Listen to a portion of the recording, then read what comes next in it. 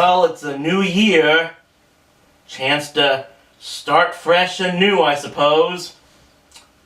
I wonder if the TV networks out there decide to make any resolutions and make some positive changes.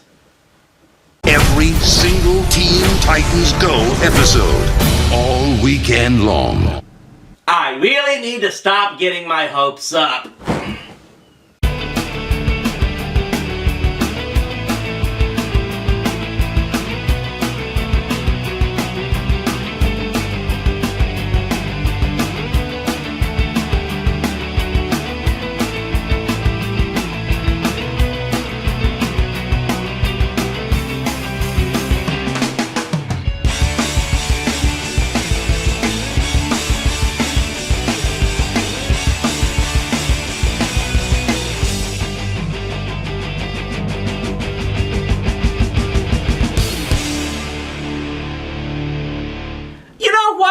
About time we cut Disney some slack already. I know I often come off sounding like an apologist for the mouse-eared empire while it's so trendy to bash them nowadays, especially in the wake of them purchasing Fox's whole TV and movie library. But the reason I do that is, at least they actually do things with many of the properties they own. Maybe you don't like the new Star Wars movies, but at least they're making Star Wars movies! At least they're running with the Marvel Cinematic Universe! Even the supposed wasting of Walt's own creations is overblown in my view. They're still making Mickey Mouse cartoons today! They rebooted one of the most popular cartoon shows from my generation and somehow made it better! Now, if you want to look at a real company that's just leaving its properties to rot, take a look at Time Warner. Warner has just been completely lazy with so many properties they don't use. Does anyone remember the last time they did something major with Bugs Bunny? You know, maybe the greatest cartoon character ever? But that still doesn't come close to how much they've buried almost everything created by Hanna-Barbera. If you're not Scooby-Doo, you're pretty much relegated to the back end of the warehouse where the Ark of the Covenant was kept. And that's sad because animated TV pretty much exists because of Bill Hanna and Joe Barbera. They get a lot of jokes nowadays with how cheap their animation quality often was, but they usually made up for it by creating amazing and interesting characters. Not everything they made in their time worked, but the ones that did became iconic to those who watched them. Yogi Bear, Huckleberry Hound, Top Cat, the Flintstones, the Jetsons. These were the childhood for a lot of people who first grew up on TV cartoons. But ever since the late 90s, many of them have been almost forgotten. And the few times Warner does bring them down from the attic, they end up creating things that piss off someone in some way. Now, if you really want a crash course in what Hanna-Barbera used to be, look no further than the Superstars 10.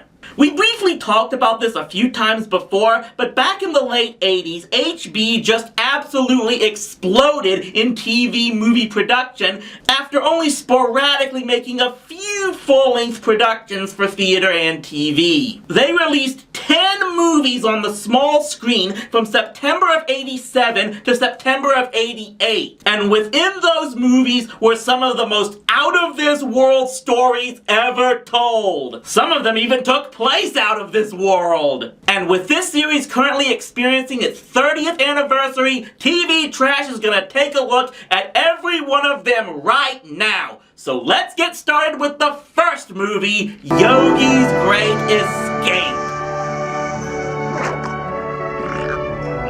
It shouldn't be a surprise that this character started off the Superstars 10 because it's pretty clear that Yogi was definitely Bill and Joe's favorite creation, as everything from their first theatrical movie to their first full-length made-for-TV movie featured Yogi Bear. In this one, Jellystone Park is said to be closing down, and Yogi, Boo Boo, and a trio of cubs they found take to the streets to avoid being sent to the zoo, with Ranger Smith trying to chase them down with the help of this reject from the Red Green Show. One thing I noticed rewatching a lot of these is it looks like many of these movies were paying tribute to another genre of old movies. In this case, it looks like they were emulating the old Bob Hope road trip films, as Yogi travels to different parts of the country, meeting old friends and finding new ones to help him constantly avoid the Ranger's grasp. With that in mind, it does kind of suffer from not having a true story structure, as it's really just going from one location to another until a resolution just comes out of nowhere. But to be fair, I doubt the age group the movie was aimed for is really looking for that. If you're instead looking for something that features Yogi at his mischievous but good-hearted best,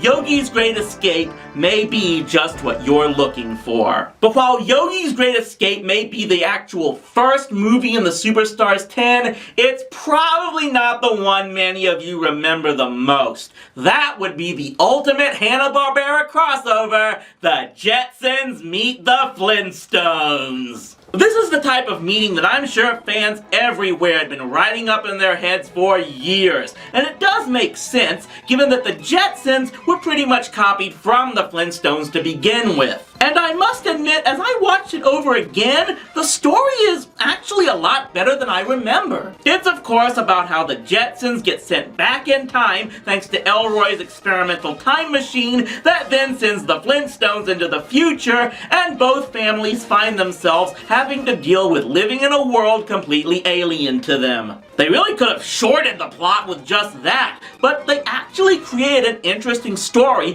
about how both families ultimately have to come together to stop this whole corporate espionage plot at Mr. Spacely's company, and how they have to work as a team to ultimately save the company. There are also some good messages about the price of fame and stardom, as well as being able to get away from it all every once in a while, but eventually being back in your comfort zone and in your own time with your best friends can ultimately work out for the best. I know Mr. Mendo and Mikey reviewed this and didn't seem to care for it that much, but I think it's pretty good. This wasn't something just cobbled together. They put some effort into about as reasonable a conflict as you could get from a story like this. And for that, I say The Jetsons Meet the Flintstones is a movie that just about anyone can enjoy in any time period. Unfortunately, the Superstars 10 did have its hiccups, and the third movie was not one of its strongest at all. However, given that I already reviewed that movie years ago, I suppose we could just skip over... I'll scare you, Scooby-Doo, and Shaggy too before I'm through.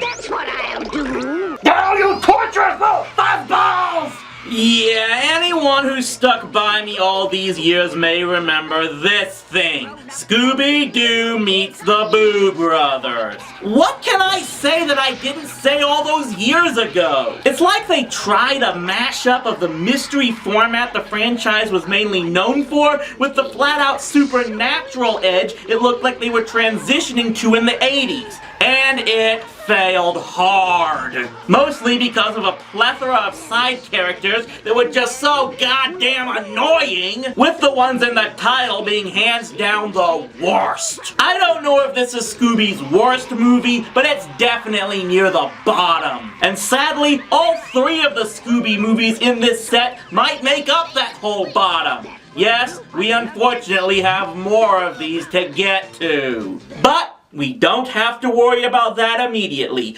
So for the moment, let's just hop on the Holiday Jolly Day tour bus and get back to Yogi with the magical flight of the Spruce Goose. Hop on the Holiday Jolly Day tour bus!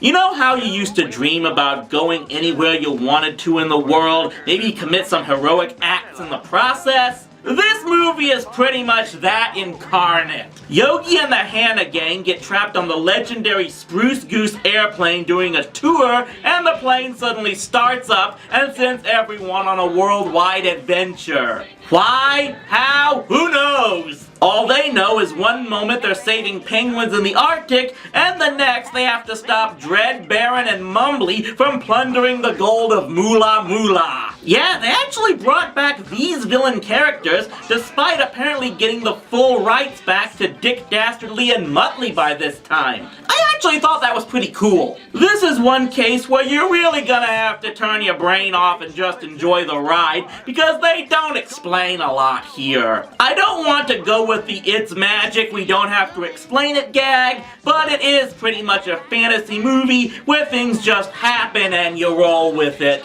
And at least you can give it credit for about as original of a story idea that you can get. Have a good time. Have a good time as you go.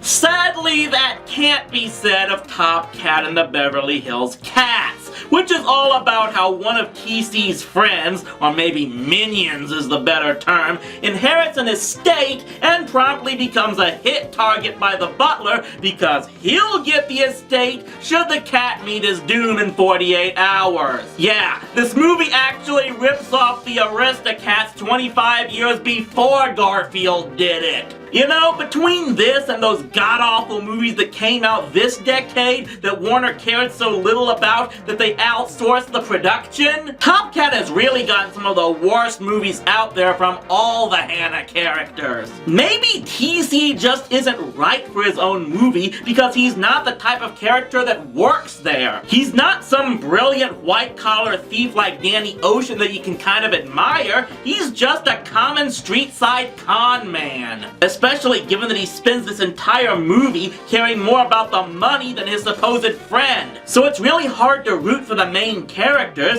and you're almost happy that they get relegated back to the streets in the end. Yeah, spoiler alert, but is it really that surprising? Overall, Top Cat and the Beverly Hills Cats just comes off as a rushed story that's not the most tip-top in any way. Still, given how much those other movies were derided, this still might be the best Top Cat movie out there.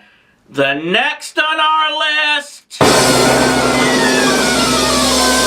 Yep, here we go with the next infamous Scooby movie from this period, Scooby-Doo and the Ghoul School. If Boo Brothers started the franchise on its way to abandoning the concept Scooby was known for, this was when it was fait accompli. Shaggy, Scooby, and Scrappy working as gym coaches at a school for monsters. No mystery whatsoever. Heck, they give away who the villain is in the first act! Gee, does that sound familiar? I'll admit there are some good points, like there's this whole rivalry with a military school next door where the students have to help the monsters in the end. That was a nice touch. But beyond that, there's just further evidence that those behind this movie didn't know what Scooby-Doo was about. In Scooby-Doo on Zombie Island, the reveal that they were dealing with real monsters was a surprise twist near the end, and the gang didn't know how to deal with it. Here they just take the whole thing in stride.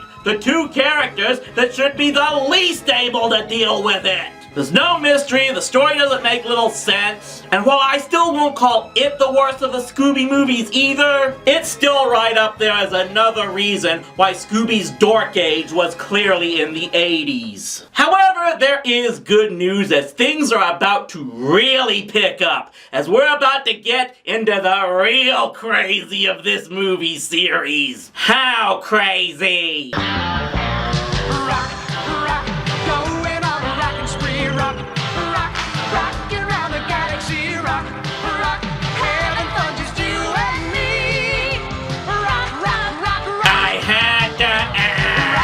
Oh yes, people, it's time to get into the truly outrageous of this series with Rockin' with Judy Jetson. I mean, how has this movie not been reviewed by every single animation critic out there? If nothing else, for just how bat insane it is. In this movie, the future world of the Jetsons has apparently been hit with that retro ray from Totally Spies, and suddenly mullets and hair rock are back in style! Oh, and there's this plot where Judy and her new crush Skyrocker end up with this code that tells the location of a magic crystal that this space witch wants to use to control everyone's minds and get them to stop singing. I did not make any of that up. This is a story that was approved. I would never dare suggest that anyone working for a company as innocuous as Hanna-Barbera would ever get into the real drugs in order to come up with something like this,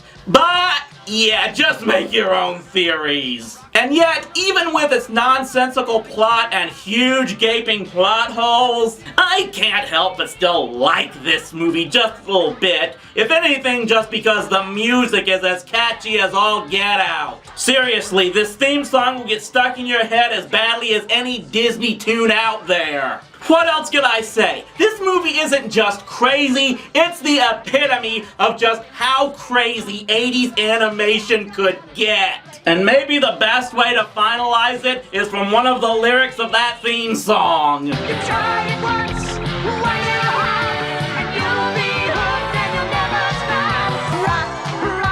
Rock around the galaxy. Yeah! But yeah, ridiculous and crazy can still be fun. And for another example of that, the good, the bad Huckleberry Hound.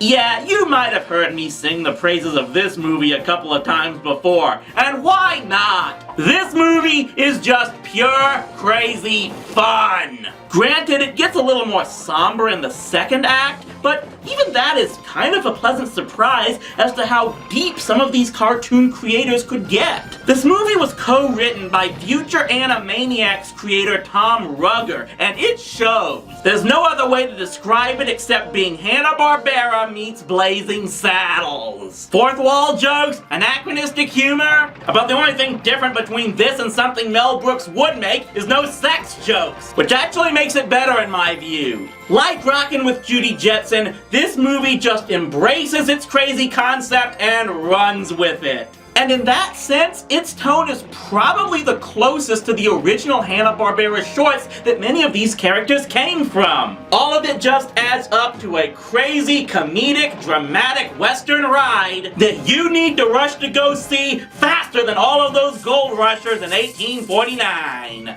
Your silvery beams will bring love's dreams. We'll be cuddling soon by the silvery moon. Ba, ba, ba, ba. So far we've seen Hannah's versions of a road trip movie, a fantasy epic, and a comedy western.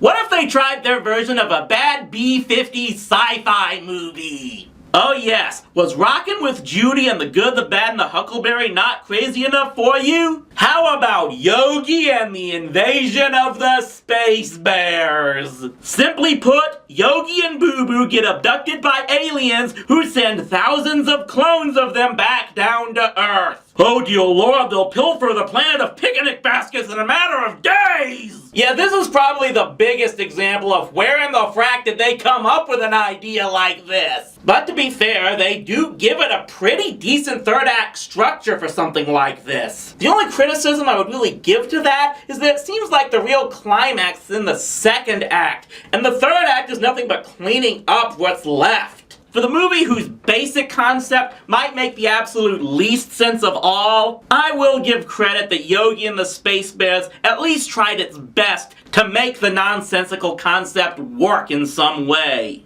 Which I unfortunately cannot say for the final entrant. Not only the absolute bottom of the barrel when it comes to the Superstars 10, but maybe the absolute bottom when it comes to one of HB's most famous names.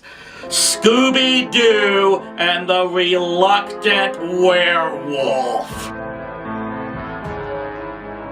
I mean, what?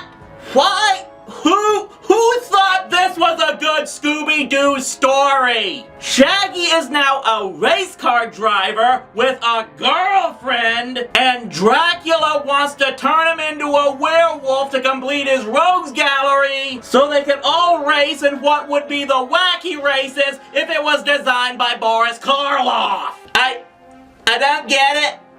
I really don't get it. Why is Shaggy suddenly destined to become a werewolf according to this old book? Why does he suddenly have a girlfriend? Why does Dracula not even remember that Shaggy was teaching at his daughter's school in the very last movie? This to me is just one of the biggest examples that Hanna-Barbera just didn't know what to do with Scooby after Ruby and Spears left to create their own company. Because yeah, as best as I can tell, this full-on attempt to transform Scooby into a full-on supernatural franchise started after the guys who were actually responsible for his creations left HB. That's the craziest thing of all about this, is that William and Joe seem to be actively trying to sabotage this creation in their final years of owning their own company, and yet Time Warner got it better once they finally got a hold of it. Like I've said, almost all of the Scooby movies that got made after Zombie Island seem to have mixed results among the fan base, but I'd still take any one of them above these things. Yes, even those. This was just not even trying. This was knowing nothing about what Scooby-Doo had been about for so long, and it's just the saddest way possible that it could have concluded the Hanna-Barbera Superstars 10. Again, it's like watching one of your favorite athletes in his final season and him just not having it anymore. All you can do is try to look back at the earlier installments and remember the good. And for what it's worth, the majority of the Hanna-Barbera Superstars 10 was still really good. Because if there's one thing you can credit the Superstars 10 for, it was variety. Each movie had its own unique theme, and more often than not did its best to integrate the classic characters into the setting they were providing. And they reflected what Hanna-Barbera had tried to be for most of its existence. Fun! I mean, these movies were created for the old fantastic world of Hanna-Barbera block, and that's definitely what they tried to be. I think Bill and Joe by this point in time realized a number of their old characters were starting to fall by the wayside, and this movie series was their attempt to get a lot of them back into the limelight. Did it work? Well, I highly doubt they knew back then that less than a decade later they'd be selling off to a major conglomerate that would just shove all those characters onto the back burner. So I definitely have to give Bill and Joe credit for trying. And for what it's worth, you can get all of these movies in the Warner Archive collection. And every so often they still do air on the Boomerang Network. If you can, check out these movies whenever possible. And maybe, just maybe, it will bring back a time when the likes of Yogi, Fred Flintstone, George Jetson, Huckleberry Hound, and others can be revived proper and show a whole new generation just what the fantastic world of Hanna-Barbera was really all about. And you know what? With all the crap we went through last year, this is probably the best way we could have gotten 2018 started, by showing us some good old-fashioned animation entertainment. So what's next on the docket?